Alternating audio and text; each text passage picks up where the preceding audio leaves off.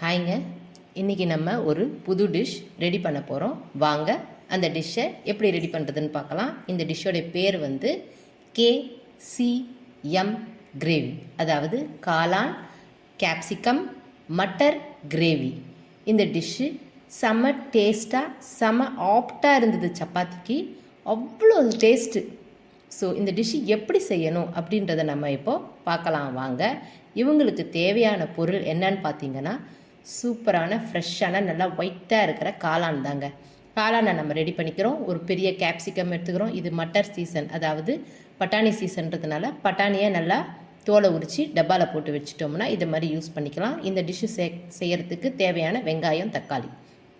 இப்போ ஒரு பேனில் வெங்காயத்தையும் தக்காளி, கொஞ்சம் இஞ்சி, கொஞ்சம் பூண்டு, இவங்க எல்லாத்தையும் தண்ணியில் வேக வைக்கிறோம். அதே தண்ணியிலேயே பிரிஞ்சி இலை, சோம்பு, பட்டை, கிராம்பு, ஏலக்காய் போட்டு ஒன்றா வேக வைக்கிறோம்.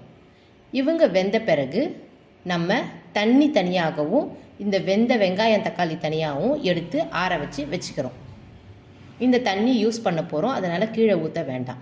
இப்போ அதே பேன்லேயே கொஞ்சமாக எண்ணெயை விட்டுட்டு, ரீஃபைண்ட் ஆயில் விட்டுட்டு, நம்ம சீரகத்தை தாளிப்பு போடுறோம். நல்லா நீல வாக்கில் கேப்சிகமனை காளானை நறுக்கி வச்சுருக்கேன். அந்த காளானை நல்லா போட்டு வதக்கிடுவோம். காளான் நல்லா வதங்கி தண்ணி இறங்கிடும். இப்போது பட்டாணியை உரித்து வச்சுருக்க பட்டாணியை போட்டு நல்லா வதக்கிடுவோம். இப்போ இந்த டிஷ்ஷு செய்கிறதுக்கு தேவையான உப்பு காரம் போட போகிறோம்.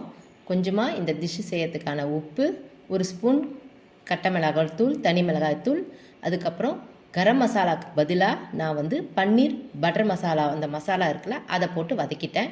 இப்போது நம்ம இது வதங்கின நேரம் நம்ம தனியாக தட்டில் ஆற வச்சுருக்க வெங்காய விழுதை நம்ம எடுத்து போட்டு மிக்சியில் நல்லா மையாக அரைச்சிடுவோம். இப்போ அரைச்ச விழுதையும் போட்டு இவங்களோட சேர்த்து வதக்கி விடுவோம்.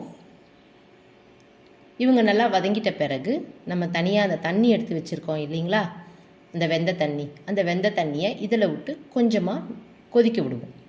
இவ்வளோதாங்க, கொஞ்சமாக கொதிச்சாலே போதும். உங்களுக்கு தண்ணி கொஞ்சம் லூஸாக வேணும்னா நீங்கள் இன்னும் கொஞ்சம் கூட தண்ணி ஆட் பண்ணிக்கலாம். இப்போ நல்லா கொதி வந்துடுச்சு. இறக்குறச்சே கொத்தமல்லியும் கேப்சிகமையும் போட்டு அப்படியே இறக்குறேங்க. இந்த டிஷ்ஷு கேப்சிகம் வாசனையோட சப்பாத்திக்கு செமையாக இருக்கும். ட்ரை பண்ணி பாருங்கள். தேங்க்யூ.